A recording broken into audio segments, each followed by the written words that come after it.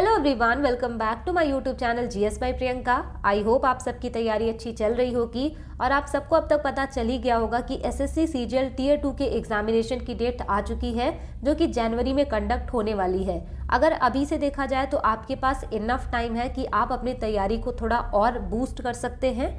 इसी वजह से इस वीडियो में मैं डिस्कस करूंगी कि टीयर 2 की जीके की स्ट्रैटेजी क्या होनी चाहिए, कौन कौन से सब्जेक्ट हैं, किसका कौन सा वेटेज है और सबसे ज़्यादा आपको कौन से टॉपिक पर ध्यान देना है। ये सारी चीज़ें हम डिस्कस करेंगे और ये डिस्कशन जो होगा ये प्रीवियस ईयर क्वेश्चन पेपर पर बेस्ड होगा।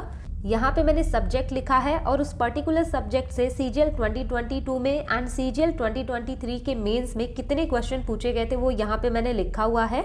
2022 का जो सीजीएल हुआ था ना वो 4 शिफ्ट में हुआ था, इसी वजह से ये अलग अलग है।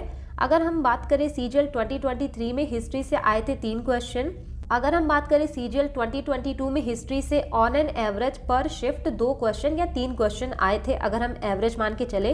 पॉलिटी से सीजीएल 2023 में आए थे 3 क्वेश्चन, इकोनॉमिक्स से भी 3 क्वेश्चन आए थे, जियोग्राफी से 2 क्वेश्चन एंड बायोलॉजी से 4 क्वेश्चन पूछे गए थे, केमिस्ट्री से 3 क्वेश्चन थे, फिजिक्स से 1 क्वेश्चन, करंट अफेयर से 2 क्वेश्चन और सेंसस का क्वेश्चन ना हर शिफ्ट में देखने को मिला था।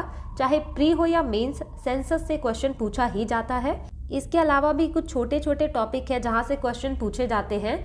फॉर एग्जाम्पल आपसे ना रिसर्च इंस्टीट्यूट का हेडक्वार्टर पूछ लेगा जो कि इंडिया में है, क्योंकि कई बार क्या होता है जो फेमस ऑर्गेनाइजेशंस के हेडक्वार्टर होते हैं ना वो सबको पता होते हैं। तो ये जो पर्टिकुलर कोई भी रिसर्च इंस्टीट्यूट है जो इंडिया में है उससे रिलेटेड क्वेश्चन पूछे जाते हैं। हिंदी मंथ को लेकर के क्वेश्चन पूछा गया था 2022 वाले टीयर 2 में, तो ये सारी चीजें मिसलेनियस में आ जाती हैं, इनसे भी क्वेश्चन पूछे जाते हैं। यहाँ पे आप ये चार्ट देख सकते हैं कि कितने कितने क्वेश्चन पूछे गए थे। लेकिन अगर हम कंक्लूजन की बात करें, ऑन एन एवरेज कितने क्वेश्चन पूछे गए थे पर्टिकुलर सब्जेक्ट से, अगर हम बात करें बायोलॉजी से तो इसका वेटेज सबसे ज्यादा रहता है। मेंस के एग्जामिनेशन में 3 to 4 क्वेश्चन पर शिफ्ट आ सकते हैं। अगर मैक्सिमम की बात करें तो 5 क्वेश्चन बायोलॉजी के पूछे जा सकते हैं, इससे ज्यादा नहीं पूछे जाएंगे, लेकिन 3 क्वेश्चन से कम भी नहीं पूछा जाता। नेक्स्ट आता है यहाँ पे केमिस्ट्री और फिजिक्स से 1 या 2 क्वेश्चन पूछे जाते हैं, हिस्ट्री से 2 या 3 क्वेश्चन पूछे जाते हैं एंड पॉलिटी से 3 या 4 क्वेश्चन पूछे जा सकते हैं, जियोग्राफी से भी 2 to 3 क्वेश्चन, इकोनॉमिक्स से 1 से 3 क्वेश्चन। करंट अफेयर्स का वेटेज भी यहाँ पे ज़्यादा रहता है क्योंकि स्कीम वगैरह आ जाती है ना, तो उससे रिलेटेड मिनिस्ट्री कौन सी थी, किसकी किसके लिए ये स्कीम आई है, वो सारी चीज़ें स्टेटमेंट में पूछी जाती हैं। यहाँ पे आपने देख लिया कि ओवरऑल कितना वेटेज रह सकता है। ये सारी चीज़ें जो मैंने लिखी है ना ये प्रीवियस ईयर क्वेश्चन पर बेस्ड है, तो 100% आप मान के मत चलिएगा, बट जो चीज़ें देखी गई हैं जो ट्रेंड में है उसके हिसाब से ऐसा रहता है पैटर्न। अब यहाँ से ना मैं आपको कुछ इंपॉर्टेंट टॉपिक बताऊंगी पर्टिकुलर सब्जेक्ट से जो कि आप बिल्कुल भी स्किप नहीं कर सकते। सबसे पहले हम बात करते हैं बायोलॉजी की, इसका वेटेज ज़्यादा रहता है साइंस में। एसएससी सीजीएल प्री का जो एग्जाम हुआ था ना 2024 का ही, इसमें 61 क्वेश्चन पूछे गए थे बायोलॉजी से और सबसे ज़्यादा वेटेज अगर मैं बात करूँ तो इसमें रहता है विटामिन का, कि उनकी डिफिशियंसी से कौन सा डिजीज़ होगा, उनका साइंटिफिक नाम क्या होगा। या तो आपको ये चीज़ें मैचिंग में दी जा सकती हैं या फिर ये स्टेटमेंट के फॉर्म में भी पूछ सकते हैं क्वेश्चन। नेक्स्ट यहाँ पे इंपॉर्टेंट टॉपिक हो जाता है प्लांट किंगडम, क्योंकि इससे बिना अच्छा खासा जो स्टेटमेंट बेस्ड क्वेश्चन है वो बन सकता है। आप प्लांट किंगडम वाली जो मेरी क्लास है वो देखिएगा बायो की प्लेलिस्ट में जाके, वहाँ पे आपको अच्छे अच्छे क्वेश्चन देखने को मिलेंगे। नेक्स्ट एन इम्पॉर्टेंट टॉपिक है animal kingdom, most important topic है बायोलॉजी का। इस पे भी क्लास मैं तैयार कर रही हूँ, अभी बहुत सारे क्वेश्चन मैंने कलेक्ट किए हैं, इनसे भी आपको अच्छे क्वेश्चन देखने को मिलेंगे। नेक्स्ट मैंने यहाँ पे स्टार बना के लिखा है पार्ट्स ऑफ ए फ्लावर, यानी ये जो टॉपिक है ये पहले तो नहीं आता था, लेकिन प्री में अगर मैं बात करूँ तो काफ़ी अच्छा क्वेश्चन इससे पूछा गया है। 4 ऑप्शन दिया हुआ था और वहाँ पे कहा था कि इसमें से फ्लावर का कौन सा पार्ट नहीं है। प्लांट से रिलेटेड ना आपको कुछ टर्मिनोलॉजीज याद रखनी है, जैसे कि फाइलोटैक्सी का मतलब होता है लीफ का अरेंजमेंट कैसा है किसी भी प्लांट में, इस तरह का क्वेश्चन भी पूछा गया है प्री में। अगर बात करें लीफ विनिएशन की, यानी पत्तियों के अंदर में लीफ का जो ये विनिएशन है ना उसका स्ट्रक्चर कैसा है, इन सारी चीज़ों से रिलेटेड क्वेश्चन प्री में पूछे गए हैं और इसको हम इग्नोर नहीं कर सकते, एक बार ज़रूर आप देख लीजिएगा। नेक्स्ट हम बात करते हैं पॉलिटी की। अगर मैं बात करूं एसएससी सीजीएल 2024 प्री में कितने क्वेश्चन पूछे गए थे पॉलिटी के, तो 83 क्वेश्चन पूछे गए थे पॉलिटी के। 83 क्वेश्चन पूछे जाने का मतलब है 2 से 3 क्वेश्चन पर शिफ्ट पूछे गए थे प्री के एग्जामिनेशन में। इसमें सबसे ज़्यादा इंपॉर्टेंट अगर मैं आपको बताऊं तो जो भी एक्ट आए थे वो सबसे ज़्यादा इंपॉर्टेंट थे। कमिटीज़ जो हैं वो भी बहुत ज़्यादा अच्छे से पूछी गई थी। सोर्सेज ऑफ कॉन्स्टिट्यूशन जो है संविधान का स्रोत, ये काफ़ी इजी होता है और इससे जो है कई बार क्वेश्चन बनता है, इसको भी आप ज़रूर देख लीजिएगा। फॉर एग्जांपल अगर आपसे पूछा जाए कंकरेंट लिस्ट कहाँ से लिया गया है, प्रोसीजर इस्टेब्लिश बाय लॉ कहाँ से लिया गया है, डीपीएसपी या फिर फंडामेंटल राइट्स वगैरह, तो वो सारी चीज़ें यहाँ पे पूछी जा सकती हैं। मेंस का एग्जामिनेशन है तो थोड़ा डिटेल में इसको देख लीजिएगा। वैसे मैंने आपको जब शिफ्ट का सोल्यूशन कराया है तो कई बार ये चीज़ें बताई हैं डिटेल में। नेक्स्ट यहाँ पे है parliament, Lok Sabha, Rajya Sabha and president से रिलेटेड सारे आर्टिकल पूछे जाते हैं। पार्लियामेंट की जो प्रोसीडिंग होती है ना, जिसको कि हम कहते हैं 0 आवर है या फिर क्वेश्चन आवर है, तो वो कब से कब तक होता है, ऐसा क्वेश्चन इस स्टेटमेंट में पूछा गया था। टाइप्स ऑफ क्वेश्चन कौन से पूछे जाते हैं पार्लियामेंट में ना, वो भी पूछा गया था, जैसे कि स्टार्ड क्वेश्चन होता है, शॉर्ट नोटिस क्वेश्चन होता है, अनस्टार्ड क्वेश्चन होता है, वो सारी चीज़ें भी पूछी गई हैं। नेक्स्ट हम बात करते हैं इलेक्शन कमीशन की, इससे भी क्वेश्चन पूछे गए हैं। इलेक्शन कमीशन का आपसे या तो आर्टिकल पूछेगा और election commission multi member body कब बना था ये पूछा जा सकता है, लेकिन आपसे डायरेक्ट नहीं पूछेगा कि इलेक्शन कमीशन कब मल्टी मेंबर बॉडी बना था। इन्होंने क्वेश्चन ना थोड़ा घुमा करके पूछा था कि कब जो है इलेक्शन कमीशन में 2 एडिशनल इलेक्शन कमिश्नर को नियुक्त किया जाने लगा, यानी कि वो मल्टी मेंबर बॉडी बन गया था। तो इस तरह घुमा के क्वेश्चन पूछे जा सकते हैं। नेक्स्ट यहाँ पे है फंडामेंटल ड्यूटीज, इससे भी क्वेश्चन पूछे जाते हैं और इनका कई बार आर्टिकल पूछा जाता है। इसके आर्टिकल को याद करने की ट्रिक मेरे चैनल पे पड़ी है, आप जाके देख लीजिएगा, बहुत अच्छे से आपको सारे आर्टिकल लर्न हो जाएंगे। नेक्स्ट यहाँ पे है फंडामेंटल राइट, इससे भी क्वेश्चन पूछा जाता है। इसमें आपसे पूछा जा सकता है कि आर्टिकल कौन सा रिलेटेड है किससे, और ऐसा नहीं कि बस केवल इन्होंने स्टार्टिंग के आर्टिकल दे दिए, क्लॉज वगैरह भी पूछ लेते हैं, जैसे 21 का A, B, C, ये सारी चीज़ें भी ये पूछ लेंगे, तो इसको भी आप ज़रूर पढ़ लीजिएगा एक बार। Directive principle of state policy बहुत ज़्यादा इंपॉर्टेंट है, इसमें ना कॉन्सेप्चुअल क्वेश्चन पूछे जाते हैं। जैसे कि प्री में क्वेश्चन पूछा गया था कि एक हेल्थ स्कीम आई थी, तो उसके द्वारा कौन से directive principle of state policy को फुलफिल किया जा रहा था या फिर रिप्रेजेंट किया जा रहा था, तो इस तरह के क्वेश्चन पूछे जाते हैं। नेक्स्ट यहाँ पे है CAG, comptroller and auditor general of India, इनसे रिलेटेड आपको केवल आर्टिकल ही पढ़ने हैं। High court and supreme court का आपको आर्टिकल पढ़ना है काफ़ी अच्छे तरीके से। रिट्स आपको बिल्कुल भी नहीं भूलना है, बहुत अच्छे तरीके से आपको रिट्स को पढ़ना है, क्योंकि रिट्स से क्वेश्चन पूछे गए हैं बहुत ज़्यादा। नेक्स्ट हम सब्जेक्ट की बात करते हैं जियोग्राफी, इसमें सबसे ज़्यादा वेटेज रहा है टाइप्स ऑफ फॉरेस्ट का, क्योंकि कई बार ये ना प्लांट के नाम दे देंगे कि साल है, महोगनी है, टीक है, ये सारे किस टाइप के फॉरेस्ट में पाए जाएंगे, या फिर वहाँ पे रेनफॉल कितना होगा। रेनफॉल से भी बहुत सारे क्वेश्चन इन्होंने पूछे हैं, स्टेटमेंट बेस्ड अच्छे question.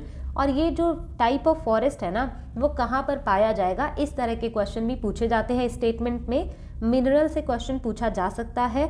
Types of crop, rabi crop, kharif crop, zaid crop, इनका सीजन और इनके एग्जाम्पल ज़रूर अच्छे से पढ़ लीजिएगा। इसी में आता है शिफ्टिंग कल्टीवेशन, यानी शिफ्टिंग कल्टीवेशन जो होता है ना, वो इंडिया के अलग अलग स्टेट में उसको अलग अलग नाम दिया जाता है, उससे रिलेटेड क्वेश्चन बहुत बार रिपीट हुआ है। जब से 2022 का मेंस हुआ है तब से शिफ्टिंग कल्टीवेशन का नाम हर एग्जाम में पूछा जा रहा है। मॉनसून की बात करें तो ये भी पढ़ लीजिएगा, मॉनसून का मैकेनिज्म क्या होता है। नेक्स्ट हम बात करते हैं हिस्ट्री की। हिस्ट्री में भी ना 3 पार्ट होते हैं, ancient history, medieval history and modern history. सबसे ज़्यादा वेटेज अगर हिस्ट्री से रहा है तो वो रहा है मॉडर्न हिस्ट्री का। अगर मैं केवल और केवल प्रीलिम्स एग्जामिनेशन की बात करूँ ना, हिस्ट्री के 153 क्वेश्चंस पूछे गए थे, यानी कि आप यहाँ से ये समझ सकते हैं कि पर शिफ्ट 4 to 5 क्वेश्चन, वेटेज बहुत ज़्यादा हिस्ट्री का। और इसमें भी मॉडर्न हिस्ट्री सबसे ज़्यादा पूछी गई थी। मॉडर्न हिस्ट्री में भी सबसे ज़्यादा गांधीयन एरा से क्वेश्चन पूछे गए थे, मतलब गांधी जी के जो भी मूवमेंट वगैरह हुए, पूना पैक्ट कब साइन हुआ और किसके साथ में साइन हुआ, ये सारी चीज़ें। नेक्स्ट यहाँ पे है गवर्नर जनरल, इससे भी काफ़ी अच्छा क्वेश्चन बनता है। CHSL के मेंस में ना इस पे बहुत अच्छा क्वेश्चन पूछा गया था। यहाँ पे सारे एक्ट दिए हुए थे और यहाँ पे दिया हुआ था सारे ईयर, और वो सब मैच कराना था। मैंने आपको ये चीज़ें कराई हैं जब मैंने आपको शिफ्ट का सोल्यूशन कराया है। गवर्नर जनरल से रिलेटेड सारी चीज़ें एक बार ज़रूर पढ़ लीजिएगा। इंडियन नेशनल कांग्रेस की बात करें ना, कांग्रेस का सेशन कौन सा कहाँ पर हुआ था, उसके चेयरपर्सन कौन थे, ये चीज़ें पूछी गई हैं। नेक्स्ट बात करते हैं मेडिवल हिस्ट्री में सबसे ज़्यादा इंपॉर्टेंट था दिल्ली सल्तनत, डायनेस्टी और फाउंडर, और कौन सी डायनेस्टी किस एरिया में रूल कर रही थी, इस तरह के क्वेश्चन भी पूछे गए हैं। और जो भी डायनेस्टी है ना उनका क्रोनोलॉजिकल ऑर्डर, यानी कि अगर हम दिल्ली सल्तनत की ही बात करें तो उसमें कौन सी डायनेस्टी सबसे पहले आई, तो वो मैंने आपको याद कराया था, सब खतरनाक थे सारे लोग करके एक ट्रिक थी कि सबसे पहले स्लेव डायनेस्टी आई थी, उसके बाद खिलजी डायनेस्टी आई थी, उसके बाद तुगलक डायनेस्टी आई थी, उसके बाद सैयद डायनेस्टी आई थी, उसके बाद लोधी डायनेस्टी आई थी। तो ये सारी चीज़ें भी क्रोनोलॉजिकल ऑर्डर में लगाने के लिए दिया जा सकता है। नेक्स्ट हम बात करते हैं कि एंशिएंट हिस्ट्री से ज़्यादा इंपॉर्टेंट टॉपिक कौन सा रहा, तो इंडस वैली सिविलाइजेशन, वहाँ की साइट कौन सी थी, फीचर कौन से थे, वेदा से रिलेटेड कुछ टर्म पूछे गए थे। लेकिन यहाँ पे ना आपको सबसे ज़्यादा जो चीज़ याद रखनी है, जो रिवर था ना उनका एंशिएंट नेम कौन सा था, इस पे भी मैचिंग में क्वेश्चन पूछा जा सकता है। ये सारे इंपॉर्टेंट टॉपिक है हिस्ट्री से, और बुद्धिज्म एंड जैनिज्म का जो क्वेश्चन था वो उतना ज़्यादा देखने को नहीं मिला था। नेक्स्ट हम बात करते हैं इकोनॉमिक्स की। इकोनॉमिक्स में मोस्ट इम्पॉर्टेंट टॉपिक जो होता है वो है 5 ईयर प्लान। यहाँ पे ना आपको कोई भी लाइन लिख के दे देगा कि ये वाला मोटो किस 5 ईयर प्लान का था, पहला प्लान हॉलीडे कब था, लेकिन ये सबको याद रहता है कि पहला प्लान हॉलीडे कब से कब तक था। एक बार दूसरा प्लान हॉलीडे भी हुआ था, वो चीज़ें भी पूछी जा सकती हैं। इस पे डिटेल में मेरे चैनल पे वीडियो पड़ी है, आप अच्छे से देख सकते हैं। जीडीपी जीएनपी क्या होता है, इसका कन्वर्जन वगैरह भी आप अच्छे से देख लीजिएगा। इम्पॉर्टेंट कर्व, ये सारे इम्पॉर्टेंट टॉपिक है इकोनॉमिक्स के। यहाँ पे जो जीडीपी एंड जीएनपी है ना, इससे कॉन्सेप्चुअल क्वेश्चन पूछे जाते हैं। प्री के एग्जाम में ही क्वेश्चन पूछा गया था जीडीपी के रिगार्डिंग। वहाँ पे पूछा था कि जीडीपी अगर बढ़ रही है तो कौन सी चीज़ हो भी सकती है या फिर नहीं हो सकती है। तो वहाँ पे ऑप्शन दिया था कि वेलफेयर इक्वली बढ़ सकता है या नहीं भी बढ़ सकता है, इस तरह का क्वेश्चन। अगर आप प्री वाला फॉलो कर रहे होंगे जो मैं करा रही हूँ पीवाईक्यू सीरीज, तो आपको समझ में आ रहा होगा। इतने टॉपिक ना इकोनॉमिक्स से इंपॉर्टेंट हैं, इसको जरूर देख लीजिएगा। नेक्स्ट हम बात करते हैं फिजिक्स की। अगर हम साइंस में देखें ना तो फिजिक्स का ही वेटेज सबसे ज़्यादा कम होता है, लेकिन इससे भी ना जो पर्टिकुलर टॉपिक है वो पूछा गया है यूनिट से। यूनिट से क्वेश्चन बहुत ज़्यादा पूछे गए हैं, और अभी इन्होंने प्री के क्वेश्चन में डायमेंशनल फॉर्मूला पूछा है, तो इसको आप इग्नोर नहीं कर सकते। ये 10-5 मिनट का होगा, आपने 11th-12th में पढ़ा है, आप इसको एक बार भी देखेंगे ना तो आपको अच्छे से समझ में आ जाएगा कि इसको कैसे किया जाता है। तो इन्होंने प्री में डायमेंशनल फॉर्मूला भी पूछा है। अगर आपको यूनिट्स पता है ना तो आप डायमेंशनल फॉर्मूला आराम से कर लेंगे। नेक्स्ट हम बात करते हैं इंपॉर्टेंट फॉर्मूले, आपको कुछ याद रखने हैं, कुछ छोटे छोटे न्यूमेरिकल्स सॉल्व करने के लिए। इंपॉर्टेंट लॉज जैसे कि ओम्स लॉ क्या था, मैग्नेटिक फील्ड से रिलेटेड चीज़ें आपको याद रखनी है, उसका यूनिट याद रखना है। विबग्योर जो है इसका वेवलेंथ वगैरह, ये सब चीज़ें पूछी जाती हैं। इलेक्ट्रोमैग्नेटिक वेव्स बहुत ज़्यादा इंपॉर्टेंट है, वेवलेंथ किसकी ज़्यादा है, फ्रीक्वेंसी किसकी ज़्यादा है, ऑर्डर में लगाने को दिया जा सकता है। नेक्स्ट हम बात करते हैं केमिस्ट्री की। केमिस्ट्री में सबसे ज़्यादा क्वेश्चन एसिड बेस से पूछे गए हैं, खासकर रिएक्शन से। यहाँ पे ना रिएक्शन दे देगा और पूछेगा कि आगे प्रोडक्ट क्या बनेगा या फिर कौन सी गैस रिलीज होगी, एक्सोथर्मिक है या एंडोथर्मिक रिएक्शन है, ये सारी चीज़ें। प्री में इन्होंने ऑक्सीडेशन एंड रिडक्शन से क्वेश्चन पूछा है, वहाँ पे पूरा रिएक्शन इन्होंने दिया था और पूछा था कि कहाँ पे किसका ऑक्सीडेशन हो रहा है, किसका रिडक्शन हो रहा है। तो इस तरह की चीज़ें भी आपको याद रखनी है। हाइड्रोकार्बन से भी क्वेश्चन बहुत ज़्यादा पूछे जाते हैं। IUPAC नेम भी ये बहुत ज़्यादा पूछते हैं, लेकिन कई बार ये चीज़ें सिंपल होती हैं कि आप नंबर ऑफ कार्बन एटम्स देखकर ही बता देंगे कि उसका नाम क्या होगा। कई बार चीज़ें थोड़ी सी टफ हो जाती हैं। अगर मैं बात करूँ 2024 प्री के एग्जामिनेशन की ना, तो वहाँ पे केमिस्ट्री से 59 क्वेश्चन आए थे, यानी पर शिफ्ट 1 या 2 क्वेश्चन। और अगर हम बात करें फिजिक्स की ना, तो केवल 23 क्वेश्चन आए थे पूरे 36 शिफ्ट को मिला करके। यहाँ पे मैं आपको सीजीएल 2024 प्री वाला इमेज लगा दूंगी कि किस सब्जेक्ट से कितने क्वेश्चन पूछे गए थे, उसको भी एक बार आप देख लीजिएगा। सीजीएल 2024 का जो प्री एग्जाम हुआ था ना, वहाँ पे कुछ नए टॉपिक्स भी इन्होंने टच किए थे, उनसे भी क्वेश्चन बने थे, तो वो चीज़ें कंसीडर करना भी इम्पॉर्टेंट है। नेक्स्ट हम बात करते हैं करंट अफेयर्स पे। इसके रिगार्डिंग बहुत ज़्यादा डाउट होता है कि कितना पढ़ना है, कहाँ से पढ़ना है, ये सारी चीज़ें।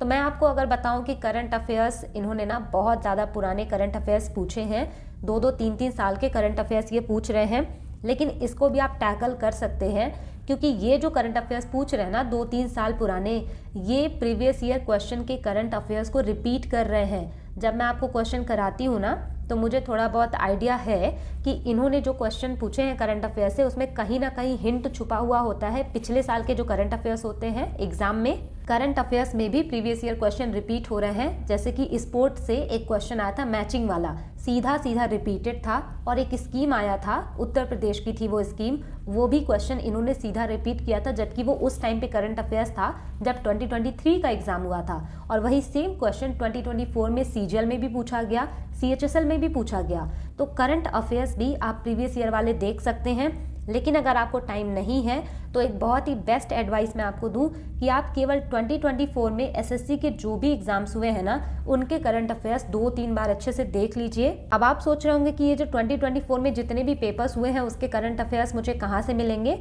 तो वो आप ना आरबीई चैनल से जाके पीडीएफ डाउनलोड कर सकते हैं। वो फ्री में प्रोवाइड करते हैं टेलीग्राम चैनल पर। तो उनके चैनल से आप जाएंगे और पर्टिकुलर एग्जाम जब हो जाता है तो वो अलग अलग सब्जेक्ट वाइज आपको पीडीएफ प्रोवाइड करा देते हैं। तो वहाँ से अगर आप पीडीएफ डाउनलोड करेंगे तो करंट अफेयर्स वाले सेक्शन में जा करके ना आप सारे करंट अफेयर्स अच्छे से देख सकते हैं। ये तो हो गई कि 2024 में जो एग्जाम हुए हैं उसके करंट अफेयर्स की। लेकिन अगर आप अभी करंट अफेयर्स पढ़ रहे हैं मंथली वाले, तो वहाँ पे सबसे ज़्यादा फोकस आपको रखना है स्पोर्ट्स वाले सेक्शन में, देन अवार्ड वाले सेक्शन में। स्पोर्ट वाले में भी सबसे ज़्यादा आपको नेशनल गेम, खेलो इंडिया यूनिवर्सिटी गेम, ये सारी चीज़ें कहाँ पर हुई हैं वो याद रखना है। स्कीम के रिगार्डिंग आपको ना मिनिस्ट्री याद रखनी है, और ये भी याद रखना है कि जो स्कीम आई है उसका टाइम पीरियड कितना है, टारगेटेड पर्सन कौन कौन से हैं, यानी कि वो स्कीम किसके लिए आई है, किस एज से किस एज ग्रुप वालों के लिए वो स्कीम है, अगर उसमें कुछ पैसे मिल रहे हैं तो कितना अमाउंट मिल रहा है। ये सारी चीज़ें आपको स्कीम के रिगार्डिंग याद होनी ही चाहिए। करंट अफेयर्स के लिए मैं आपसे यही कहूँगी कि पहले आप जो स्टैटिक पोर्शन है उसको अच्छे से तैयार करिएगा, उसके बाद ही करंट अफेयर्स को देखिएगा, और ये भी आप प्रीवियस ईयर वाला ही देखिएगा